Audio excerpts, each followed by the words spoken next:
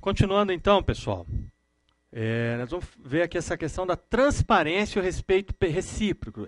Esse respeito recíproco e essa transparência que deve existir entre o perito contador e o perito contador assistente, ela pressupõe um tratamento impessoal. O que é esse tratamento impessoal? Quer dizer que, ainda que sejam colegas de profissões e conhecidos, eles não devem se tratar com uma intimidade, vamos colocar assim, uma amizade que não é condizente com o ambiente de trabalho. Eles devem se tratar como profissionais, como vamos dizer assim. Tá? Ele deve fazer esse tratamento impessoal. Deve se restringir aos trabalhos exclusivamente. Eles estão lá para fazer aquele trabalho. Eles devem se restringir àquilo que eles estão fazendo. Eles não devem ir além. E esses trabalhos devem ficar restritos exclusivamente ao conteúdo técnico-científico. Tá? O trabalho que está sendo feito ali, eles têm que estar sempre ligados a questões técnicas. O trabalho tem que se pautar por questões técnicas e não por questões pessoais. Esse trabalho deve ficar restrito a esse universo, a essa limitação.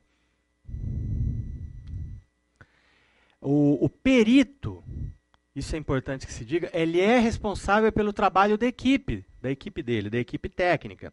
Esse perito, essa equipe ela é composta por diversos auxiliares, né, para a execução dos mais diversos trabalhos complementares na hora dele emitir o laudo, na hora dele chegar à conclusão que ele precisa chegar para responder os quesitos formulados inicialmente pelo juiz ou pela parte que contratou. Ele tem diversos auxiliares, desde um trabalho de digitação, um trabalho de pesquisa que ele pede para um auxiliar fazer, uma análise contábil que ele pede para algum outro auxiliar, que não necessariamente é um perito, um cálculo, enfim, diversos auxiliares ele tem. Ele é responsável pelo trabalho desses auxiliares, sempre. Ele é responsável único e pessoal pelo trabalho de toda a equipe técnica dele. Ele não pode transferir responsabilidade. Ele não pode alegar que foi erro de digitação. Ele é responsável e ponto final. O perito, além disso, além da equipe técnica dele, ele pode contratar serviços profissionais de outras profissões regulamentadas. Tá? Engenheiros, médicos, os mais diversos. Nesse caso, quando ele contratar um profissional de outra profissão regulamentada, ele deve se assegurar, ele deve confirmar que esse profissional ele está em situação regular perante o conselho profissional dele.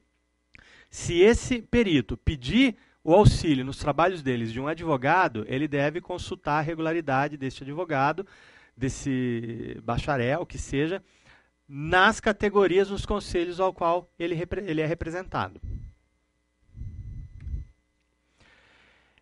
Alguns exemplos que nós temos aqui de laudos interprofissionais que vão subsidiar a perícia contábil. Trabalhos de outras especialidades que vão ajudar que o perito chegue na conclusão mais adequada para o trabalho ao que ele foi solicitado a responder. Uma avaliação de engenharia. Né? O perito pode solicitar o trabalho do engenheiro para que ele possa ter uma melhor visão do objeto em que ele está estudando.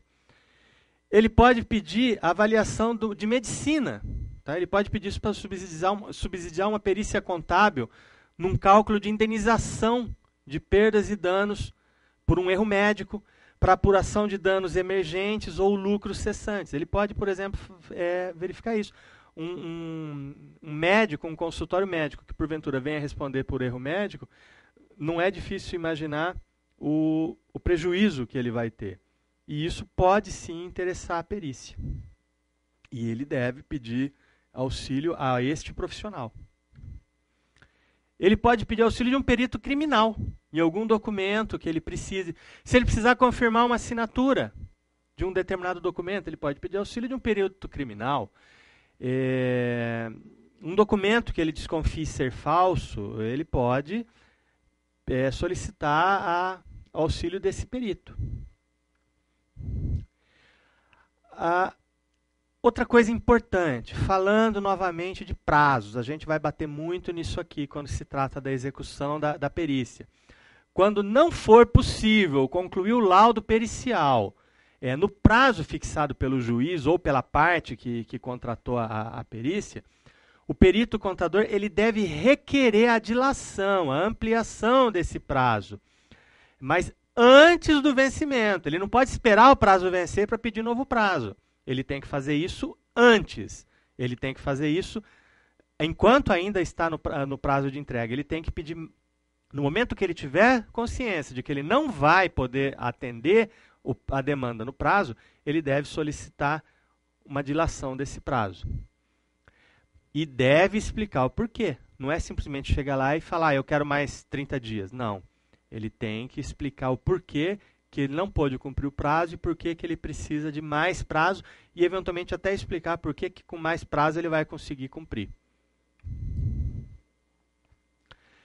Na perícia extrajudicial, tá? Ou seja, aquela que não é conduzida por um juiz, uma perícia arbitral, uma perícia estatal ou mesmo uma perícia voluntária, o perito ele deve estipular de comum acordo com o contratante ou com o que indicou ele os prazos necessários para a execução dos trabalhos, junto com a proposta de honorários e com a descrição dos serviços a executar. A gente vai ver isso mais para frente no nosso curso. Quando eu vou fazer a proposta de honorários, eu vou explicar detalhadamente o que eu vou fazer e por que eu estou cobrando aquilo. Nessa proposta de honorários, uma das coisas que é colocado lá é o prazo que eu vou usar para executar cada etapa da perícia. Quanto tempo eu vou precisar, descrevendo, inclusive, os serviços que serão executados em cada etapa. E isso deve já, desde a proposta de honorário, já estar especificado esse prazo.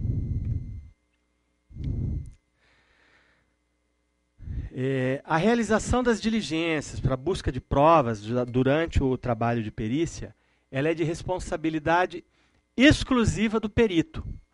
E esse perito ele pode, mediante delegação expressa, autorizar terceiros na arrecadação de elementos de prova. Ele pode pedir para que um auxiliar dele vá fazer uma determinada diligência, mas ainda assim a responsabilidade é dele e não de quem ele solicitou que se fizesse esse trabalho. Agora, pessoal, nós vamos entrar aqui num assunto que é um tanto quanto importante que se dê a devida atenção para ele. Tá? São os esclarecimentos. O que são esses esclarecimentos? Como que acontece essa situação? Tá?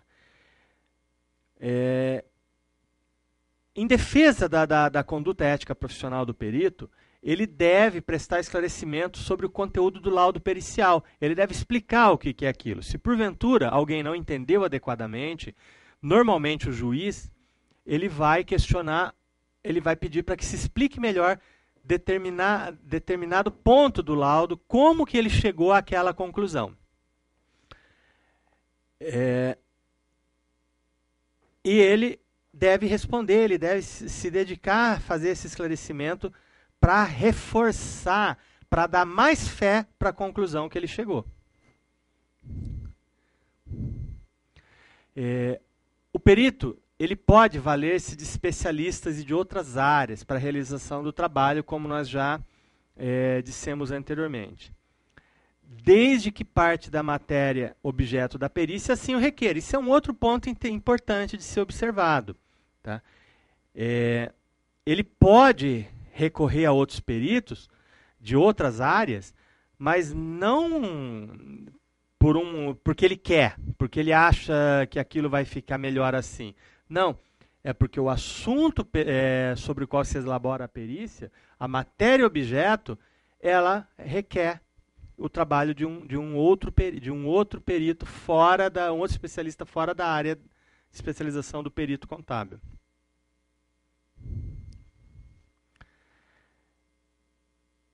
Essa obrigação, assumida pelo perito perante o julgador ou contratante não exime o especialista contratado da responsabilidade pelo trabalho executado. Tá? Aqui você já perceba que difere um pouco da questão dos auxiliares. Aqui, o especialista, ele tem sim responsabilidade pelo trabalho executado. Ele responde perantemente, ele responde conjuntamente com o perito contador. E aqui está exemplo de trabalho de especialista. Nós vimos agora há pouco exemplo de trabalho de outros peritos de outras áreas. Aqui nós estamos falando de outros especialistas. O analista de sistema, o atuário, um tecnólogo, um geólogo, um especialista em obras de arte e outros avaliadores. Nós citamos lá no comecinho do nosso curso avaliação imobiliária. Né? Ele pode ser solicitado, sim, pelo perito contador, desde que, como dito no slide anterior, desde que o objeto objeto-estudo, objeto-alvo sendo periciado, se faça necessário essa avaliação. Nesse caso, tá, caso eu venha precisar do trabalho de um outro especialista, o especialista nomeado pelo juiz deve protocolizar o seu laudo em juízo e o perito contador ou perito contador assistente pode valer-se das apurações e conclusões ali constantes. Tá? O juiz nomeou um determinado especialista, esse especialista apresentou determinadas conclusões e o perito contador pode sim se valer dessas conclusões para anexar ao trabalho dele. Agora, pessoal, a gente vai entrar num outro ponto, que são os honorários. É um ponto relativamente sensível do trabalho do perito, porque esse honorário ele depende de uma série de fatores que nós vamos analisar cada um deles. Tá? Na elaboração da proposta de honorários, o perito ele deve considerar diversos fatores. A relevância do trabalho da perícia, o vulto, o volume de trabalho mesmo, a quantidade o quanto ele vai ter que trabalhar em cima disso. O risco, e nós vamos definir melhor o que é risco, a complexidade, a quantidade de horas, né, tá, de certa forma relacionada ao vulto, o pessoal técnico que ele vai precisar, quais os auxiliares que ele vai precisar, o prazo. É claro que uma perícia com um prazo mais curto, eventualmente vai impedir que esse perito execute concomitantemente outros trabalhos. Portanto, é justo que ele tenha um honorário maior. Né? A forma de recebimento, como que vai ser pago isso para esses honorários? Né? E os laudos interprofissionais que vão ser necessários. Porque, além de ser um trabalho adicional, e tornar o trabalho do perito contador mais complexo, isso aqui tem custo. Então, vamos analisar cada um desses itens que nós citamos, que deve ser levado em consideração na hora de emitir de determinar o honorário. A relevância. A gente está falando da relevância. Como que a gente entende isso? A relevância é o quanto é importante essa perícia no contexto social, para tirar as dúvidas que possam existir sobre aquele tema, suscitadas em demanda judicial ou extrajudicial. O que quer dizer isso tudo? Isso aqui quer dizer o seguinte, pessoal. Essa perícia, ela é muito importante, sem ela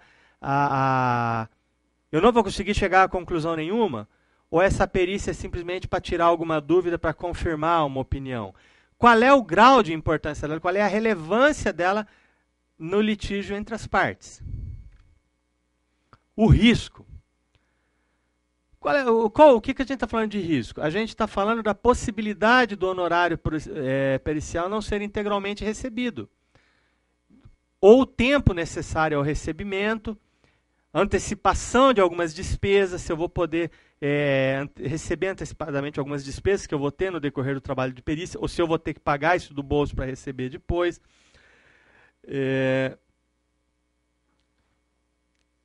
E também deve ser levado em consideração as implicações cíveis, penais, profissionais e outras que esse sujeito, o perito pode estar sujeito. Esse perito, ele tem alguns riscos na execução da perícia. Como ele está sujeito a um código de ética, a um código, a legislação processual, a legislação penal, ele pode, eventualmente, sofrer algumas punições, algumas sanções. É claro que uma matéria tecnicamente mais complexa apresenta para esse perito um risco maior de erro mesmo, e de pagar literalmente, ser multado ou de sentido figurado, de sofrer, por exemplo, de perder a habilitação até. Né? Então, há um risco. Perícias maiores, mais complexas, contenciosos maiores, apresentam um risco maior. Isso deve ser levado em conta na hora de estabelecer o honorário, quanto o perito vai pleitear para receber, para fazer o seu trabalho. A complexidade, que a gente acabou de falar, está relacionada à dificuldade técnica. Né? É um trabalho relativamente simples de ser feito, ou é um trabalho muito mais elaborado? É um trabalho tecnicamente complexo. Um trabalho tecnicamente complexo, ele vai demorar mais tempo, ele tem um risco maior, como acabamos de dizer, ele exige uma maior dedicação, de uma maneira em geral, portanto, um honorário maior. Já um trabalho que não tenha tanta dificuldade técnica, que não tenha tanta complexidade, o perito pode pleitear um honorário não tão vantajoso. Falando de complexidade, né? O que é essa complexidade? Vamos dizer mais claramente, porque o perito ele pode chegar lá e falar: eu estou cobrando mais caro devido à complexidade do trabalho. Tá, o que é essa complexidade? Complexidade ela é devida à dificuldade em obter os elementos necessários para a fundamentação do laudo pericial contábil. Algumas perícias, alguns dos elementos necessários para que se chegue a uma conclusão, são muito difíceis de serem obtidos. Lembre-se que a perícia ela vem a responder um questionamento para confirmar ou negar um litígio, uma situação litigiosa de partes. Portanto, a gente não deve esperar necessariamente a colaboração de partes que estão em litígio. Tá? Algumas delas vão sim sonegar informações, dificultar o trabalho, sabotar. E essa dificuldade aumenta a complexidade do trabalho. Essa complexidade então, ela pode estar relacionada ao tempo transcorrido desde o fato a ser periciado e a realização da perícia. Um fato que aconteceu há 3, 4 anos atrás, é muito mais difícil de eu fazer uma perícia sobre ele do que um fato que aconteceu há 2 meses atrás. Né? Então, esse tempo ele também aumenta a complexidade do trabalho. Outra coisa que também muitas vezes as pessoas esquecem, o ineditismo da matéria periciada. Tá? Muitas vezes o perito está fazendo um trabalho no qual ele não encontra materiais semelhantes no qual ele possa se basear. É um trabalho relativamente inédito, ele tem poucas fontes de informações sobre aquela matéria na qual ele está trabalhando. Isso dificulta muito o trabalho, aumenta a complexidade dele. E, igualmente, tá? As implicações cíveis, penais, profissionais e outras de caráter específico que possa estar sujeito ao período. Tá? Já foi citado. Quando eu falei do risco, eu falei da complexidade. Agora estamos falando da complexidade e citando o risco. Eles são interligados. A quantidade de horas. Como é que a gente define a quantidade de horas que vai ser usado para fazer uma perícia? Essas horas elas são estimadas para a realização de cada fase do trabalho. É o tempo despendido para a realização da perícia, e esse tempo é marcado em horas. Do pessoal técnico, o que é isso também?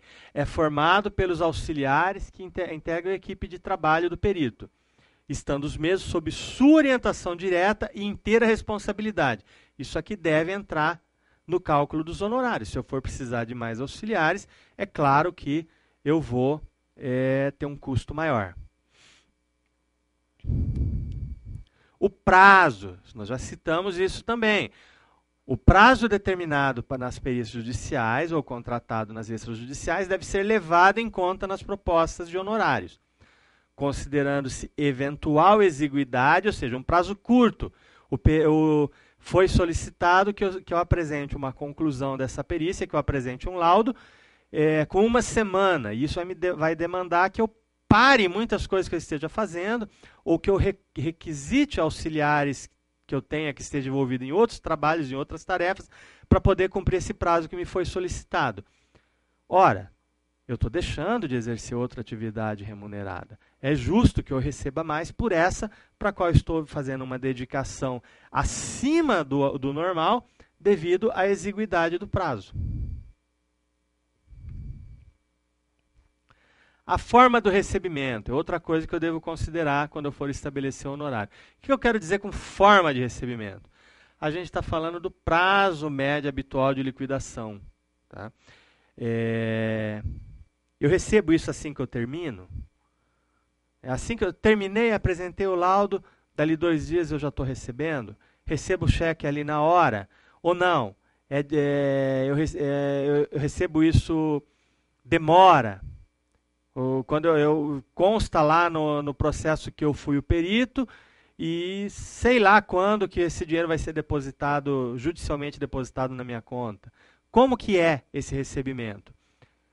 Óbvio que uma coisa que eu vou receber logo, eu posso cobrar um pouco menos. Algo que eu vá demorar muito para receber, pode ser que eu não me interesse se não for um valor significativo. Então isso também influencia na determinação dos honorários. Os laudos interprofissionais, como isso vai interferir nos honorários? Interprofissionais e outros, né? Também os especialistas, etc. São peças técnicas executadas por perito qualificado e habilitado na forma definida no Código Processual Civil, de acordo com o conselho que estiver vinculado. Isso aqui também acaba por acrescentar custos. Né? É a mesma linha de raciocínio do pessoal técnico auxiliar. Aqui também, se eu for precisar de um outro profissional, isso vai, com certeza, tornar mais custoso o meu trabalho. Pessoal, vamos entrar aqui agora na questão da elaboração da proposta. A gente estava vendo até agora como definir o honorário, quais são os quesitos a serem levados em conta. A gente vai ver agora no próximo módulo, como fazer a elaboração da proposta. A gente já volta.